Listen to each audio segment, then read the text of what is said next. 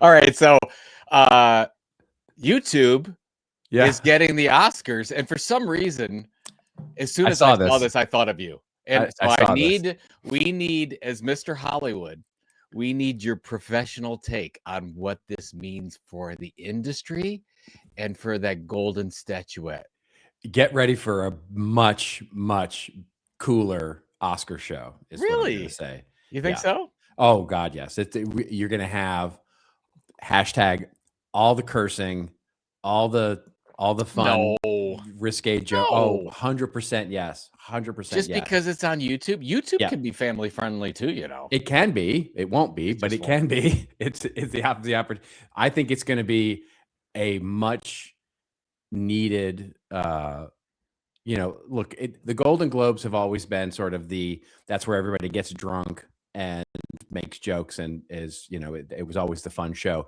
It has slowly sort of, I would say, devolved from that, and now still more sort of stilted speeches and stuff like that. But it used to be the Golden Globes where, I mean, people literally got drunk on stage and you could see them getting drunk on stage. Yeah. And the Oscars were always sort of the more formal, everybody's, lofty and talking about, the amazing things and artistry and all of that. I think the Oscars become, but behind the scenes, by the way, the Oscars, everybody's getting drunk. So just so you know. And so I think all this insider knowledge, the news, and YouTube getting the Oscars, I think it is an opportunity to make the Oscars really interesting, because the shackles of broadcast, everything that is about broadcast TV and all the standards they have to live up to, which, by the way, we could have a whole conversation about why that's not fair. But YouTube doesn't have to live up to those standards. And so I think the gloves are off, basically. I think it's a great thing. I think it's the first thing I thought of was if they're going like Mr. Beast style, like one of the attendees is going to get shot or is going to die. And I could see that. You get a house. 100%. I could 100% see that. I think we're both winning new houses. I think that's the new like you're going to get a car, like something amazing is going to happen. I'd like to thank the Academy and Mr. Beast.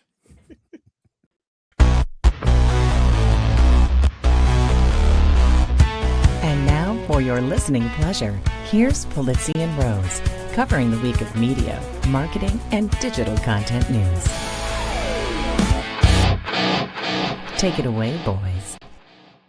Well, hello, friends. Welcome to This Old Marketing, proudly brought to you by the HubSpot Podcast Network, the audio destination for business professionals. And happy holidays to all of you. I'm Robert Rose, and with me, as usual, my pal, my colleague, and one of the only guys not angry about John Cena tapping out into retirement, Mr. Joe Pulizzi. You know what's amazing about John Cena? There's a lot of amazing things about John Cena. There's a lot of things amazing. He's awesome. He's an awesome, He is in incredible shape.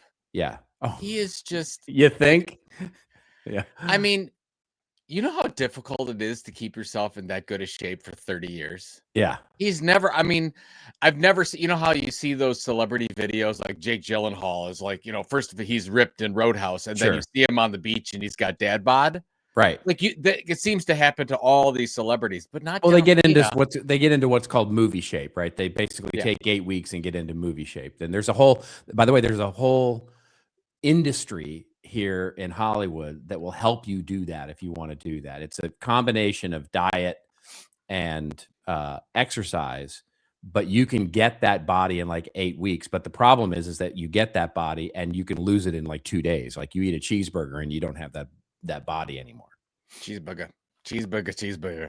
Hey, did you notice my t-shirt for those of you who are watching? Justice for the M-Dash, is that what it is? Yeah, there you go. Courtesy of our friend Ann Hanley. Yes. Ann Hanley's merch shop. So I wanted to support her and her efforts. Fantastic. Because the M-Dash has received a bad rap. Oh, 100%. Just because ChatGPT decided to use it for I'll speak to it in my Christmas poem later. Oh, are you really? Yes. You're gonna share your Christmas poem? I'm going to share my Christmas poem. It has been shared by the time that this out on the world, and I have a little AI video to go along with it. I did a little animated sort of Grinch style animation for this year's Christmas poem that I do every year. I do a Christmas poem every year. And this one features the M dash for sure. Oh, that's so. I mean, you have heart. I got time. I've got time, is what it is. Like Shane Falco. You have heart. We need heart. We need heart. You know that movie, right? The Replacements. Yes. Okay. Yes. Or sometimes you're not. Clear eyes, full heart, can't lose. That's the one. That's. Yeah, I tell you, we should do a movie show. We should. A movie and TV show, like a pop culture show. You and I would be not do a politics show. We should do a movie and music show. I do have to say that when I made the prediction about the Browns going 4-13 earlier in the year, I thought that if anything, they would have more than 4 wins. But you know what? I think they're going to have less. I think they're going to go 3-14. I don't see another win on the horizon. Not the way they're playing now. Not the way they but here's the thing: Shedeur is getting better every game. He's getting better. I actually watched the game this last week, and Shedeur is getting, Well, he is getting better. We're doing for next week. We're doing our prediction show, and I have a Browns prediction. Oh, I'm going to add a Browns prediction because it's not just record based. I think great things are on the horizon. For the Cleveland Browns. I really do. I'm starting to. I feel like, in the Brady Bunch when Greg Brady gets rid of the talisman. Yeah, and then things start to go better because he wipes out and all that other stuff. Yeah. I feel that's about to happen. To the Cleveland Browns. Like we're gonna get rid of the cursed talisman, and greatness is so close. Okay. I'm hopeful for you, my friend. I'm hopeful for you. I have that wish in my stockings for Santa. This is for you know what's surprising is your Cowboys offense was so good this year, and you guys couldn't get it. It's literally they are the tale of two cities. I mean, it's they're I think the statistically now, after however many games, I think they are number 2 or 3 in offensive production and 30 and 31st in defensive. That's exactly it's an amazing stat. Exactly the opposite of the Browns. The Browns are second in defense and 32nd in offense, or some stupid stuff like that. Anyways, well, there's talk, by the way, of us getting because the Browns are having that kind of season, that Stefanski may go, and you may feel differently on this, but the Stefanski may go and then clean house, and that we may get we may fire Eberflus and get your defensive coordinator. I think we'll keep our defensive coordinator. Actually, our defensive coordinator could be the head coach, Jim Schwartz. But Stefanski, you can look at Kevin Stefanski I know some people who are friends with him. Yeah. And I've only heard great things. Like he is a really, really good, wonderful human being. Yeah. But I think he's not a good football coach. You know what? It's hard to say because whatever constrictions he's been put under or whatever politics are going on behind the scenes, I know he doesn't have a lot of obviously you don't draft a quarterback that you love in the 3rd round and then all of a sudden you draft Shedeur Sanders in the 5th round. Somebody else. I have no idea who. I don't know who this could be. But somebody called, those things in Dallas because those things happen with Jones. Yeah. But anyways, season's over. It's good. Should we? We got to roll on with the show. Yeah, a lot of things have happened over the last week or so. It's been a busy news week, and we'll pick a few things out that are more specific to certainly marketing, media, and the things that we cover. So we'll start with something that's going a bit viral on LinkedIn, which is a Wall Street Journal that says companies are desperately seeking desperately seeking storytellers. And we'll talk about storytelling and how much of a myth that may or may not be. Then also from the Wall Street Journal this week, white collar workers are anxious about jobs and what's going on in the job market. And we've seen that firsthand. We'll talk a little bit about that. Then DraftKings, yes, online gambling, Joe's favorite topic. DraftKings co-founder has now launched a creator platform. So creator marketing, influencer marketing in the news again. And we'll talk something about that. Then when we get to our winners and losers section, I will pick the loser that I think is in and out for removing the 6767 from their order system. And Joe is gonna, oh man, Joe is going to talk about the marketing winner that is Tom Scott on AI content. Then when we get to Rants and Raves, I'm going to read my little Christmas poem for you all, and hopefully you'll like it. Nice way to end the show, maybe. Yes. And Joe is going to rant a little bit about the rise of, online gambling through prediction markets. Fascinating topic, actually. This is so crazy. And if those people, those people listening now, stay on and listen to this. Robert and I are going to have a conversation about it. This is going to sweep everything that we're doing in American culture over the next 18 months. Yep. So just get ready. Is it making your prediction? Is it making your prediction show post as well? Well, actually, I went to Polymarket to ask them what my prediction should be. Did you really? I thought no, I did. It actually is not in the prediction, but now that since we're recording next week, I have some time to think. You have. You have all of about 8 minutes between the time that we record this and record our prediction. People don't know that we're recording early. I should probably keep the fourth wall up. Yes, I should. I should. I mean, I go and change my shirt in between, and just so people don't know that we do these things. Some of the magic behind it. Here's the jazz hands, everybody. Magic of the show. All right. It's magic. Okay. What do you got? Let's go. I can't think of that without thinking of a pharmaceutical. They've just completely ruined that song for me. Is that Jardiance? Yeah. Oh, it is Jardiance. Is it Jardiance? No. Is it? Oh, no, it's the other one. It's the other one. Ozempic or something. Ozempic, yeah, I think it is. Yeah. I can't keep track, but they're all following the same script. All of the pharmaceutical ads. Jardiance, I think, has their own little theme song that the lady sings in the middle of the park, where she's like, I got rid of my A1Cs. So anyway. I got to tell you this story because it's so funny. So my wife has an older cousin who has not been in great health for a long, long time. Yeah. But they were sitting together watching television, and that Jardiance commercial, the exact one that you're talking about, comes on. He gets up out of his wheelchair and starts dancing around and sings the whole song. Oh my God. Sings the whole song with all the disclaimers in it and everything. I'm like, that actress, by the way, has become quite well off because of this. They did the local news here did a whole story on her not too long ago. And she's actually been in a lot of commercials and she's known for her both singing and acting capabilities. And she's become quite famous. She's a little bit like Flo. Well, speaking of that, Jake from State Farm. Yeah. Have you seen him lately? No. He's jacked. He's he has got python arms. I mean, you got to next time. And actually, I think they're showing him less because he's not a normal guy anymore. He looks like a weightlifter. Oh. I think it's not normal Jake State Farm. It's like you can't have pumped up. He's Jake the Rock. WWE. Jake the Snake State Farm. Okay.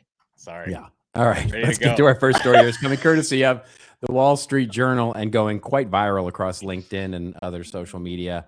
Had plenty of discussions on it this week. And the headline is companies are desperately seeking storytellers. Brands trying to wrest greater control of their narratives are asking for storyteller skill sets without a campfire in sight. I'm sure she's very proud of that little sub-headline. Anyway, the article opens up by saying corporate America's latest hot job is also, I'm thinking of Stefan. Corporate America's latest hot job is also one of the oldest in history. Storyteller. Some companies want a media relations manager by a slightly flashier name. Other people need to produce blogs, podcasts, case studies, and more types of branded content to attract customers, investors, and potential recruits. All seem to use the word differently than its usual application to novelists, playwrights, and raconteurs. As storytellers, a Google job said last month, we play an integral role in driving customer acquisition and long-term growth. And the article goes on to not explain what storytelling means, but basically just observe it really with other companies and how companies are starting to do this and how it's becoming a very popular search term. And then the article just ends. just stops. It's just the most ironic thing about this thing is that it's not a good story about storytelling.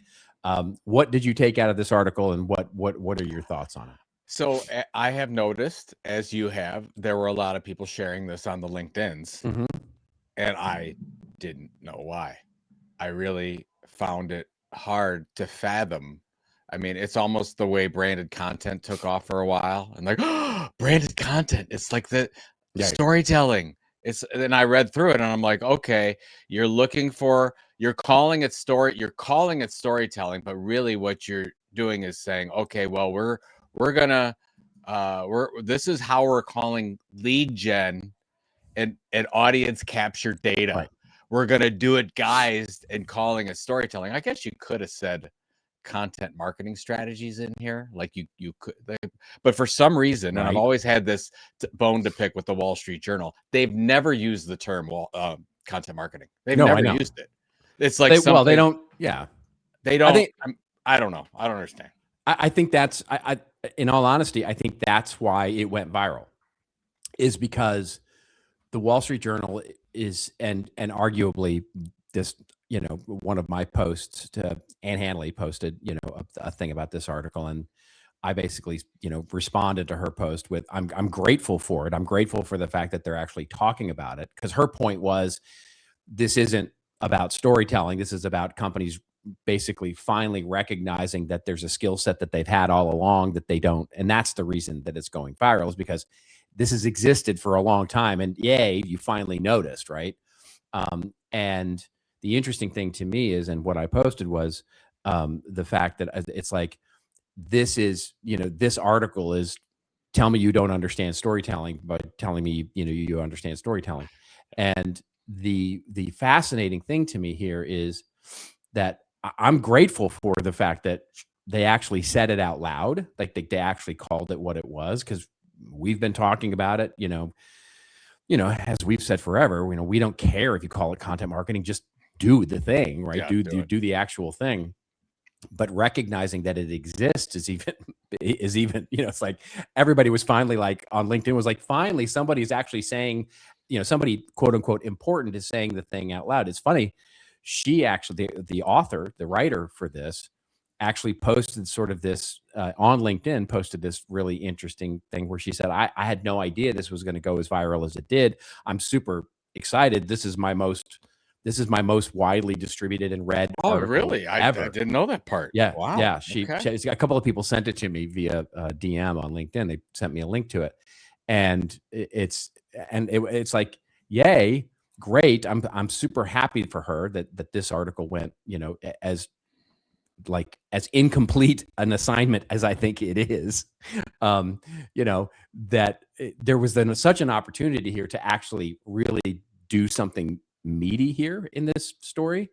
And instead, and this was my post on LinkedIn, was basically, I think the editor, at Wall Street Journal basically went, hey, I need 1,000 words on this thing where we're noticing called storytelling is happening in corporate America. And finally, all the writers took 2 steps backwards, leaving this poor woman to actually have to write the thing. And she's like, oh, okay, I'll write 1,000 words on storytelling.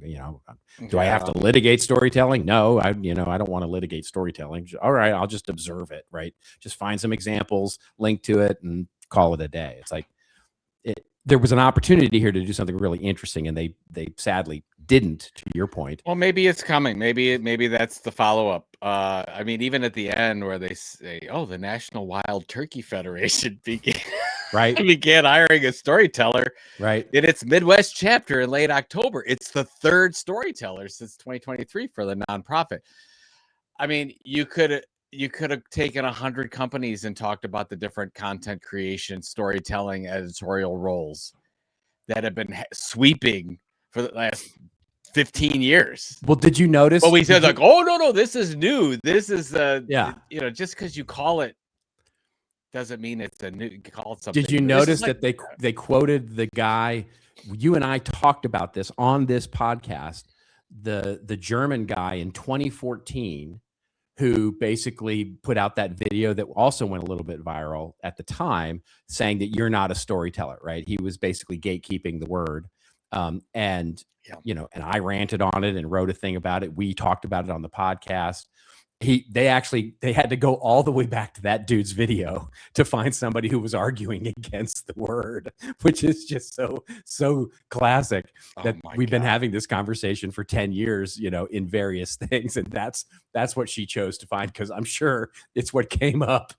It's what came up in a Google search when she's like, I need to find a counterweight, like a contradictory, but let me go. You are not a story. Oh, there's a video. Great. There's a German guy doing a video. It'll be perfect. So here's my prediction for the Wall Street Journal in that term, storytelling. The next one, and we're going to cover it on this show, probably within 18 months.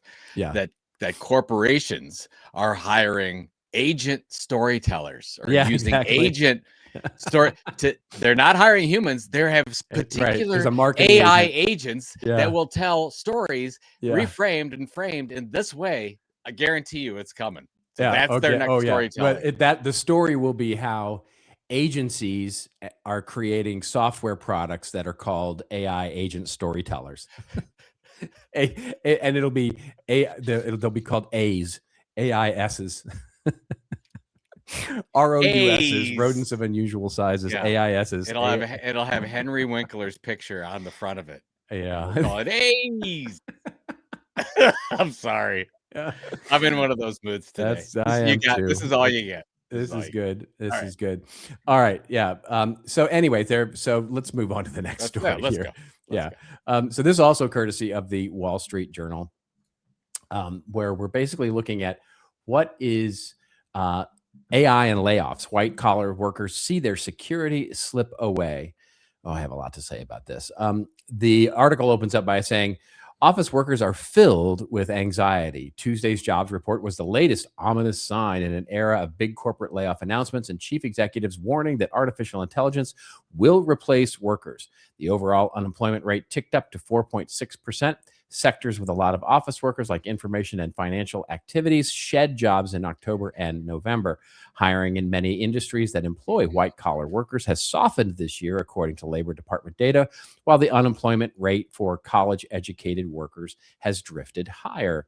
Fears about the job market are contributing to widespread pessimism about the economy. The University of Michigan's Index of Consumer Sentiment is near historic lows.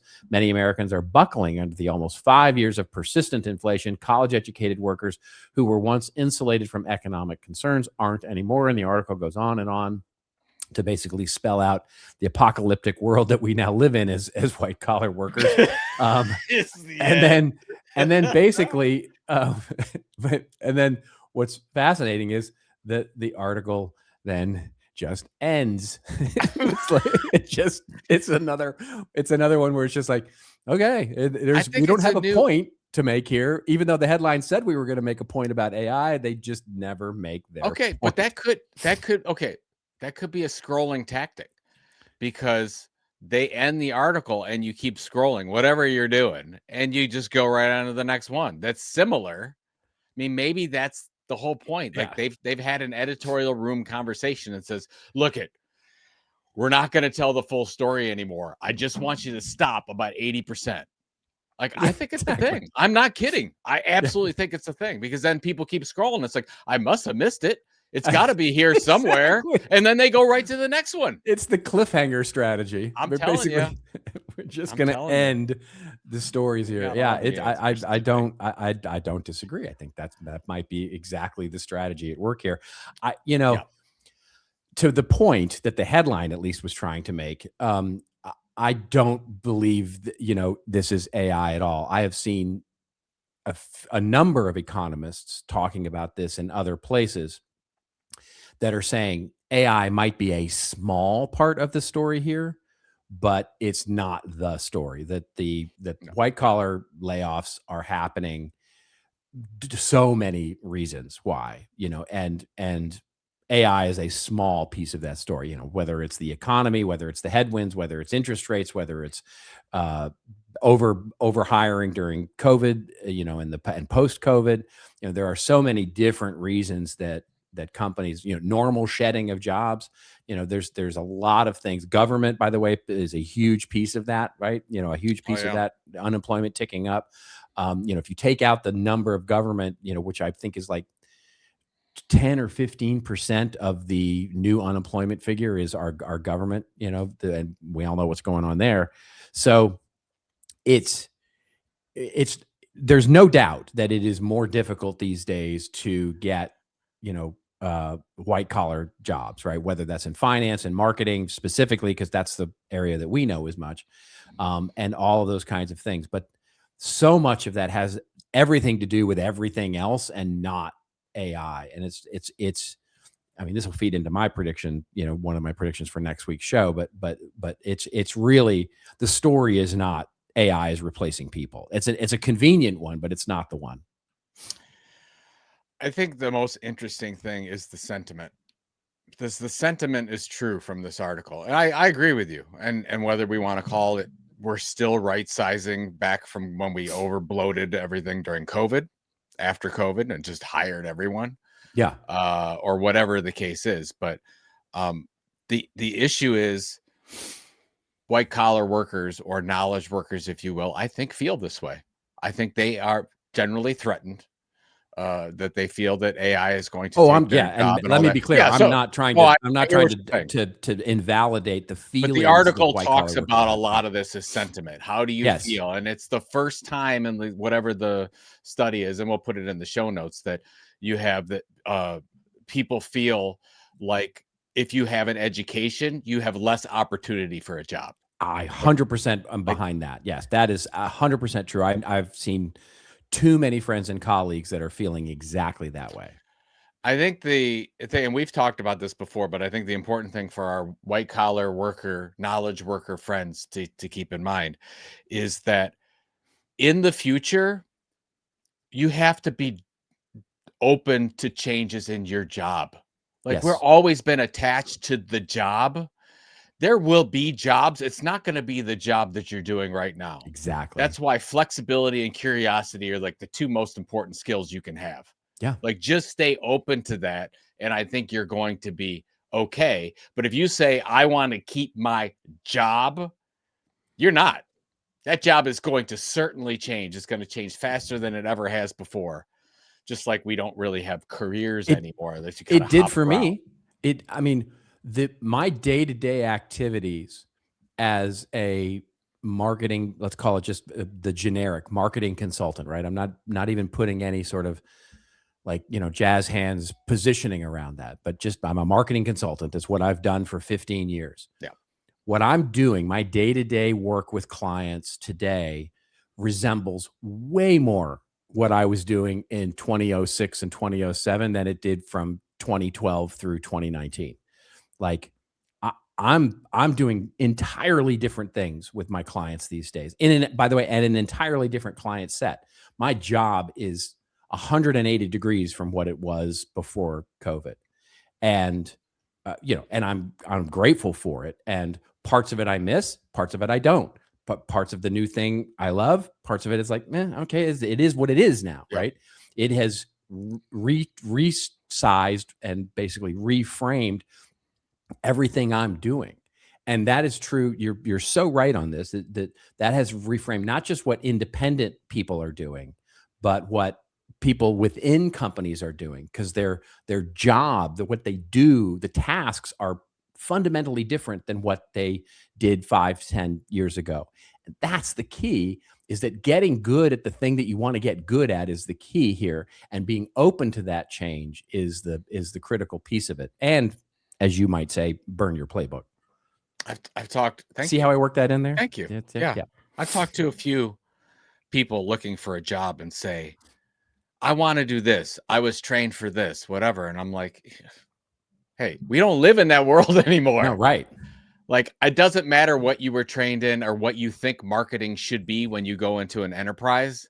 Like, you need to be completely flexible, knowing that when you get in there, 6 months later, you might be doing something different. That's right. 3 months after that, you might be doing something different. And like, who knew that we were going to, like, the last marketing conference I went to, there were 4 sessions on creating custom GPTs.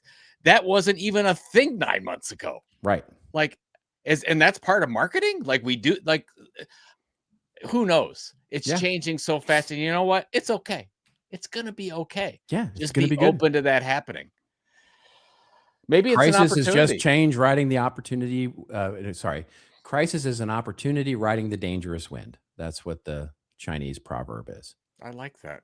Yeah, it's awesome. Dangerous wind, unless it's gas. Like, yeah. Okay. Pay the bills. Get it. Pay the bills.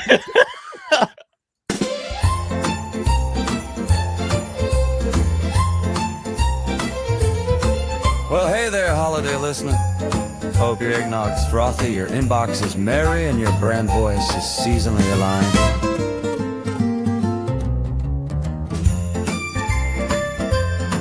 I wrap my podcast mic in a big red bow, hung up the metrics with mistletoe. Got cookies in the oven and cookies on site. One track's your visit, the other's a bite, 'cause I'm paying the bills with a warm cup of cheer and a suite of new skills. Yeah, I jingle my brand through a content spree. Now my KPIs are lit like a Christmas tree. Oh, I'm paying the bills. Got a HubSpot dash with a peppermint thrill. So don't be shy when the jingle bell pings. That's just the sound of sponsored things. Hey marketers, using only 20% of your business data is like dating somebody who only texts emojis. First of all, that's annoying. Second, you're missing a lot of context. But that's how most businesses operate today, using only 20% of their data. Unless that is, you have HubSpot, where all the emails, call logs, and chat messages turn into insights to grow your business. Because all that data makes all the difference. Learn more today at HubSpot.com. Are you a creator? Are you a brand? Hey, are you looking for a podcast that matches those two ideas? Well, you should check out Creators Are Brands, hosted by Tom Boyd and brought to you by the HubSpot Podcast Network. Creators Are Brands explores how storytellers are building brands online. From the mindsets to the tactics to the business side, they break down what's working so that you can apply that to your own mission. You can find Creators Are Brands podcast wherever you follow your favorite pods. Man, yes, I'm paying the bill with a gleam in my eye and some seasonal quill. So pour some cocoa, let the sleigh bells chime. I'm monetized, jolly, and right on time. This episode was brought to you by Joy Jingle Bells and a quarterly content calendar.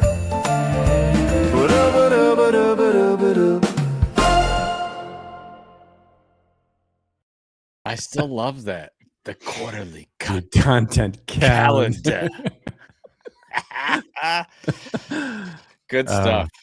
Did you made the decision for your January? I have narrowed it down to two. Oh my God. I had one of our lovely viewers send me a suggestion that is just chef's kiss gold, which is the 90s hip hop. Specifically, around sort of the Naughty by Nature stuff, which I think I'm just picturing you and me. Oh my God, I'm already loving it. Yeah, already. Yeah, there's that, and then the kind of like the an other MC one, Hammer 2-ish. Yeah, that's sort of the sort of more the fun sort of 90s rap stuff. Color Me Bad. Yeah, exactly. Color Me Happy. Yeah. Yeah. I'm down with OPP. Yeah. And then the other one would be 80s hair metal, which is also I'm picturing. You can't go wrong either one. I do like the hip hop. I think I'm gonna lean into right now. My goal is to do the 90s one. I think that's going to be all right. Well, I'll look forward to it. Yeah, there you go. All right. Let's get to our other story here that's in the news. And this is about DraftKings and the courtesy of The Wrap, which, by the way, is just a great site if you haven't ever gotten into it. It's a good, really good site. The headline here is DraftKings co-founder Matt Kalish launches Hardscope, a media platform designed to help scale creative brands. Basically, Matt, he needs a new headshot because they have just put the most unfortunate headshot of him on the story, but the story opens up by saying Matt Kalish, the co-founder of DraftKings, is launching a new company designed to help creators scale their brands. Kalish will be the CEO of the new venture. Hardscope is designed to give independent creators access to C-suite capabilities, including help and tools around strategy, creative assets, production, social media, distribution, commercialization, and help them build their media companies. What I didn't realize before is that this is kind of a gated article. You need to be a subscriber to actually see the thing. Basically the article goes on to then talk about, what it's all going to be. But I imagine this is right up your alley, right? So this is, I mean, you probably have mixed feelings around this with the idea of DraftKings and the I mean, some of this will be gambling related, no doubt, just because that's where a lot of the money's at. And if you don't know that, just watch any kind of European football. Like everyone's spot seems to be. Well, they're all trying to create the next Dave Portnoy, right? I mean, I think that the more important thing is that you're going to see more and more of this, where if you want to, the easiest way, in my opinion, to build a multi-million-dollar company is to take your personal brand, put it on steroids, figure out how to optimize it, and then add products to it. I mean, that's been the model, I believe, that for the last 10 years. It's harder and easier than ever to do that. And people are saying, oh, well,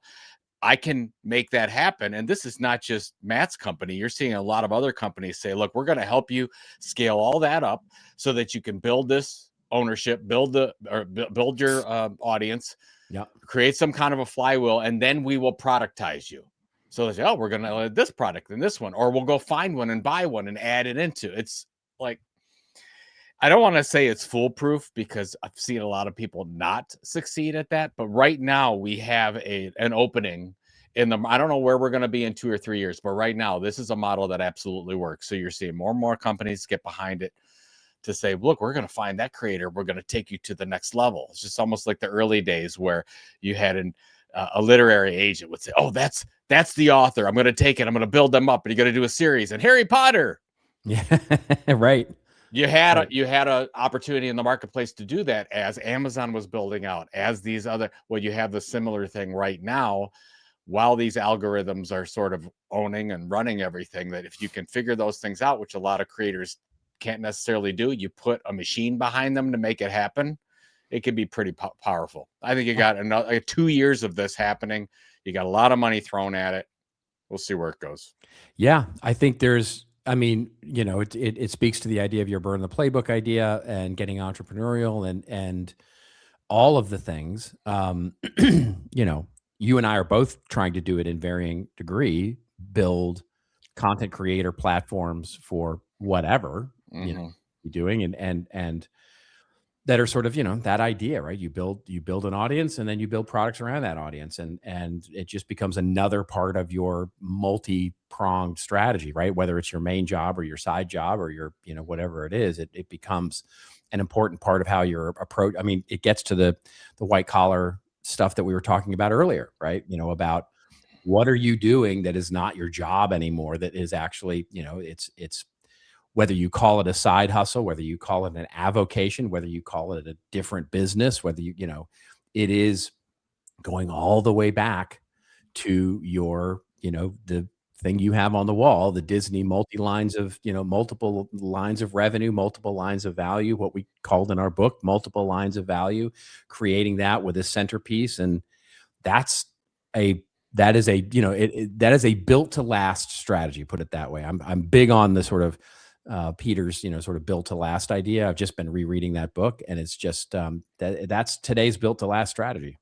I think the reason why I've been out there strenuously trying to convince marketers to do this, at least on the side, is I don't know how long this will last. Right. Well, there's that too. There's an urgency. If you can, yeah, I'm trying to say, look, you might only have 2 years or less to make this happen. I don't know how AI creators are going to. I mean, you obviously have expertise with that. I don't know how far this is going to go. Right. Where you have human/AI working together as a creative tool, like you're building with Lila, or you have a human by themselves, or you have an AI by itself. I mean, you've got all the things happening right now, but in 18 months, I don't know what that's going to be.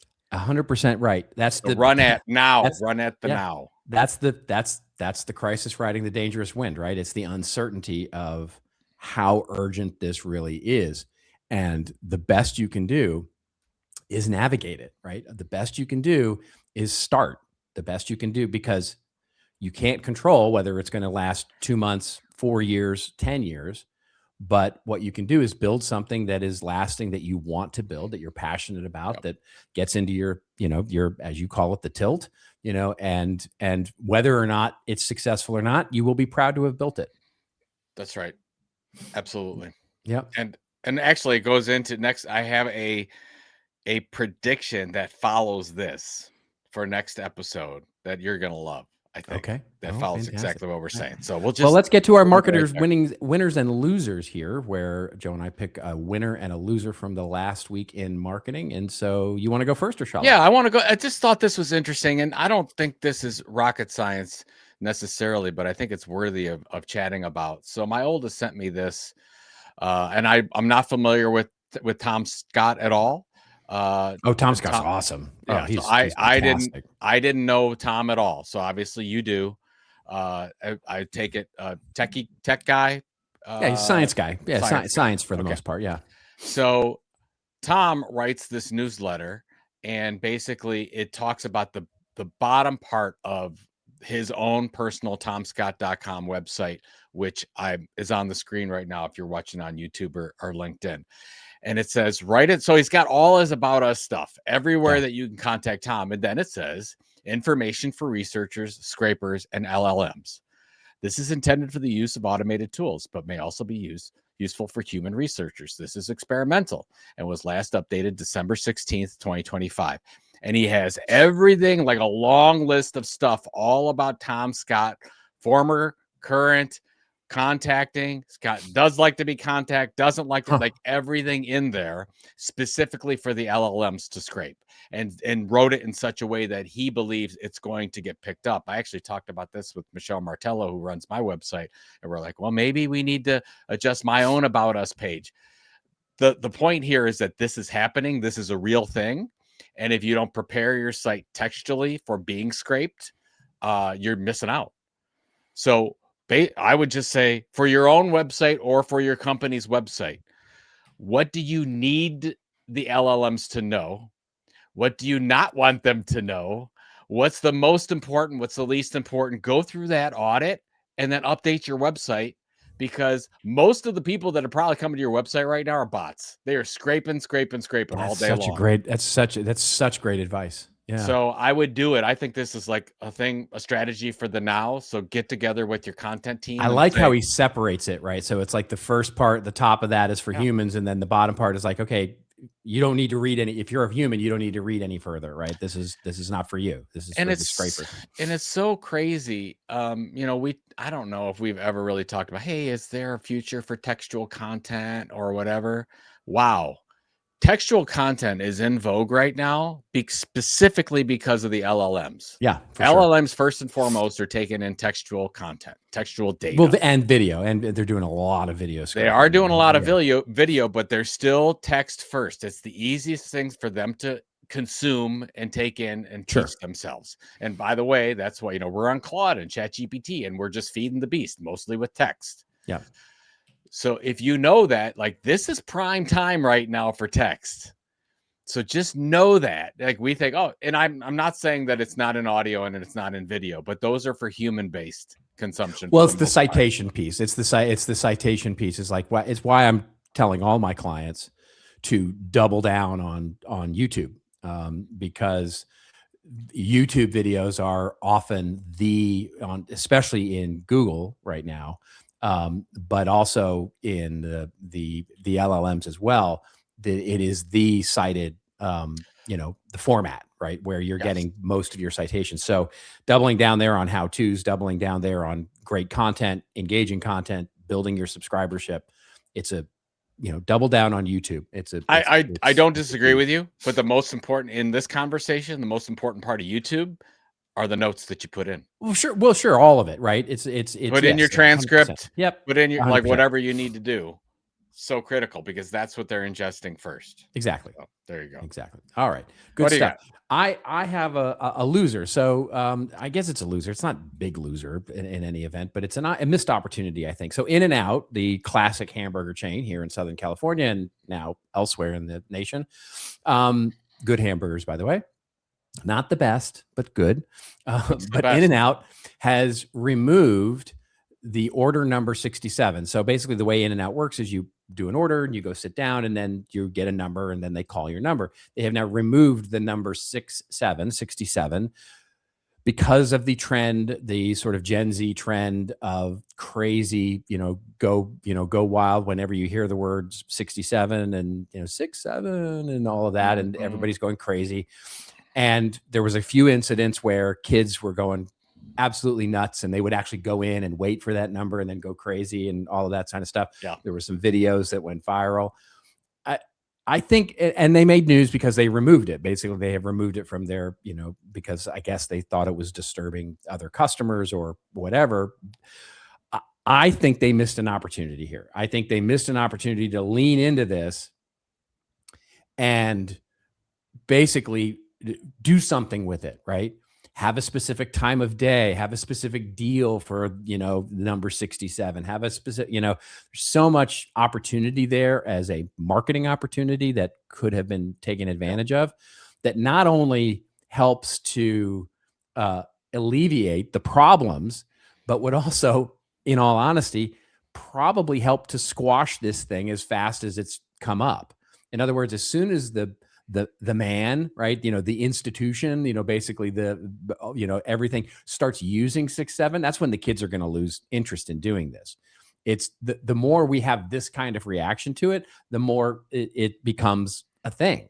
Yeah. And so I think it's just a missed marketing opportunity for In-N-Out to have leaned into that a bit and ride the wave, lean into it while it's there and, then move along. You right? could have done order number 67 gets a free meal. They would have gone bonkers. It was basically people free tendies. You can't do that in and out. Not that they need any more marketing help. I mean, they're doing very well. They're doing but just fine. This would have been really a cool way to it's do so. And not, it's kind of like the whole newsjacking thing. If you still subscribe to that, you could have really gone crazy. It's a little bit like how they could have rode the Chick-fil-A could have rode the Chick-fil-A girl a little we talk that sounded weird coming out of my mouth. That's not the right way I wanted to say that at all. That's just not appropriate. This is a family show, Robert. Yeah, I don't know what I apologize. That was not appropriate at all. So anyway, they could have leaned into that trend a little bit better. That's what I meant to say. Yeah. Did you? Yeah, I'm just gonna leave it. Let's just move along. Why don't we just move along from there? So here's what I think we should do. Yeah. For the Rants and Raves. Yes. I'm going to do my commentary rant. Okay. And then we can discuss. And then I would like you to close the show with my little Christmas poem, and then you can ride us out. How about that? Okay. I think losing the whole verb ride is probably a good thing to do right about now. But yes, I'm going to take a sleigh ride out of here. Is what I'm going to do. Okay, here's my. Well, I'll put this in the. I don't have to bring it up in the show notes, or at least the one that I'm pointing at. This is a CNBC article that talks about Robinhood rolling out NFL parlay and prop bets on prediction markets and platform.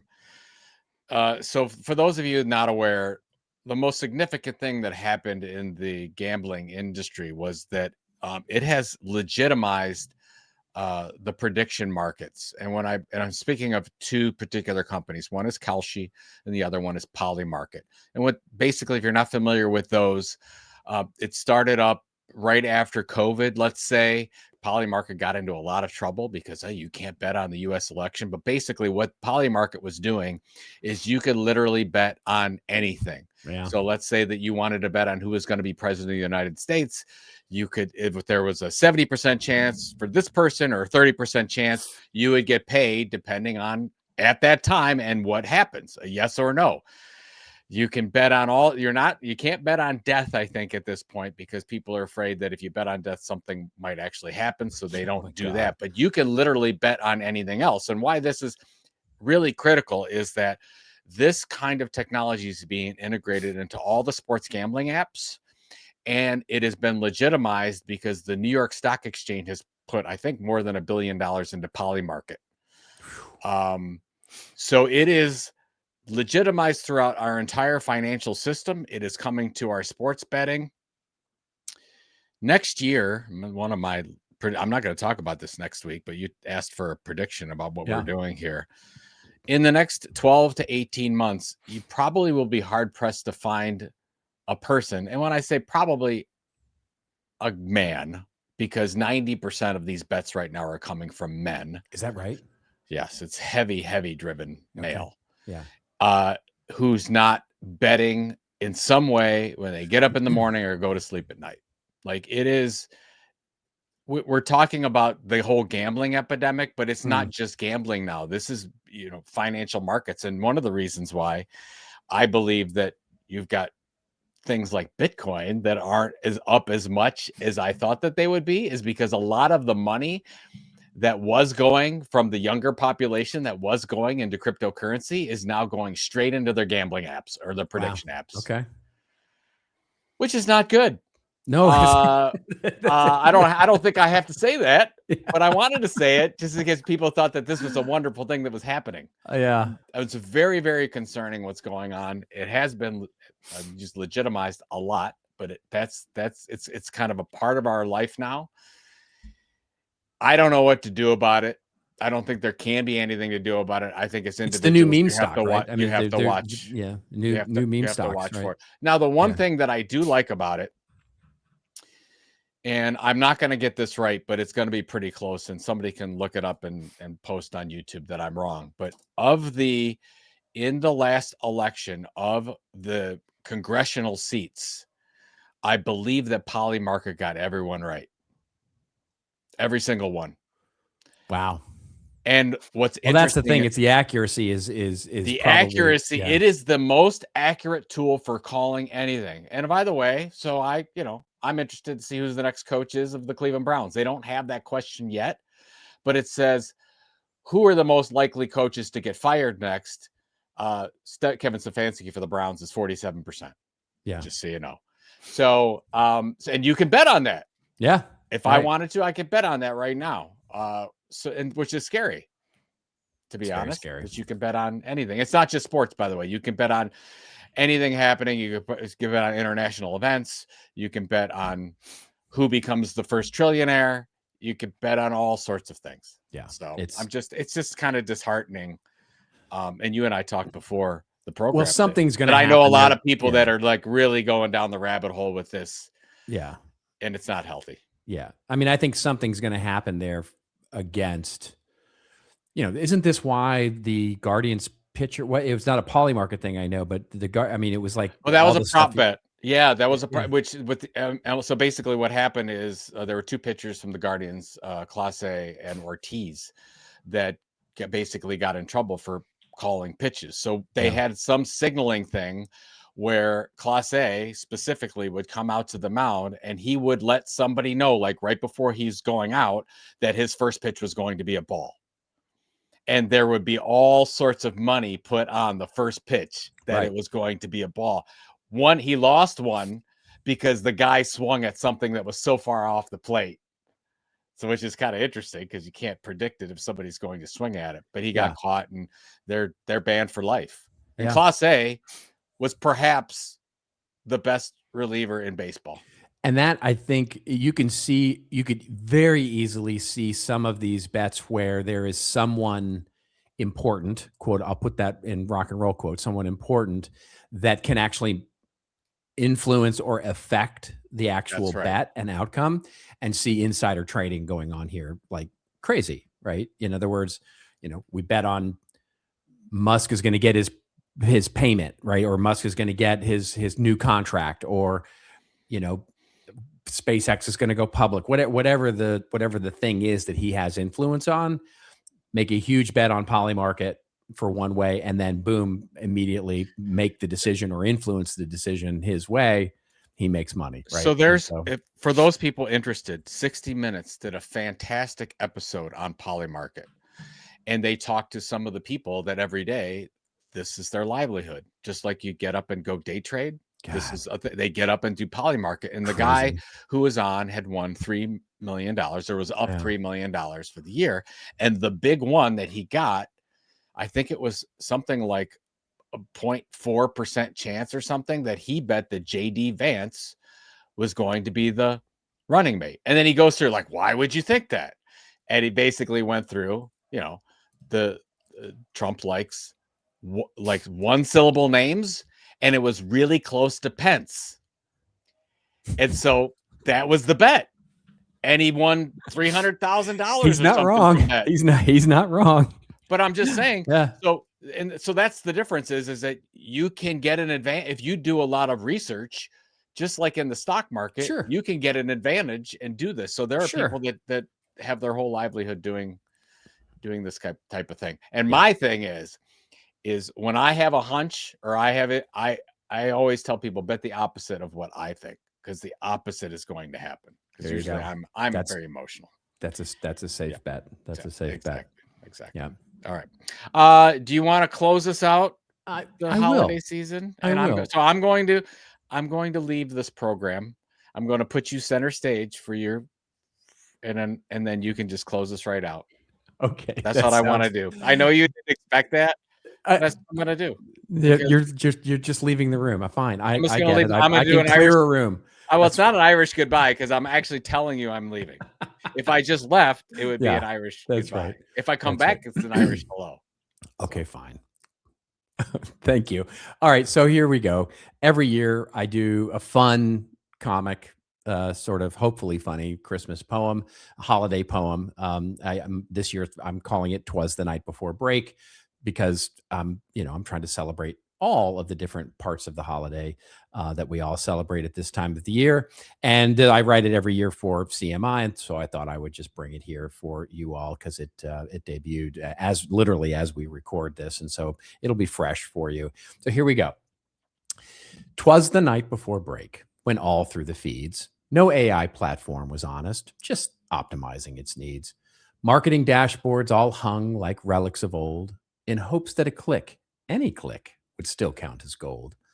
Marketers scrolled half asleep in their beds while AI hallucinations danced through their heads. And the M-dash, remember it, sleek, elegant, and bold, had been labeled problematic, or so we were told. When out on the web there arose such a clatter, I sprang from my bed to see what was the matter. Away to the browser I flew like a flash, just in time to watch Gemini turn my site into trash. The light from my screen cast a surgical glare. On Google's new layout, my links simply weren't there. And what to my wondering eye should appear? Crisp AI text summarizing my year.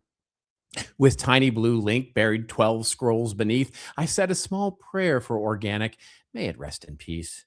The tech platforms arrived, chaotic and fleet, shouting, "We fixed the web." They did not. Isn't machine speed neat? Now TikTok, now Meta, now X in a spiral, now YouTube, now LinkedIn, all chasing the viral. To the top of the feed, to the top of the wall, we enshittify gently, we enshittify all.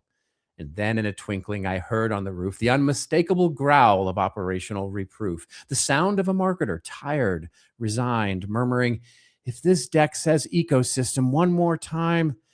As I rubbed my poor eyes and was turning around, down the chimney came Santa, no gifts to be found. No toys, no delights, just a confident grin and a folder marked 0 click. Let's dive right in.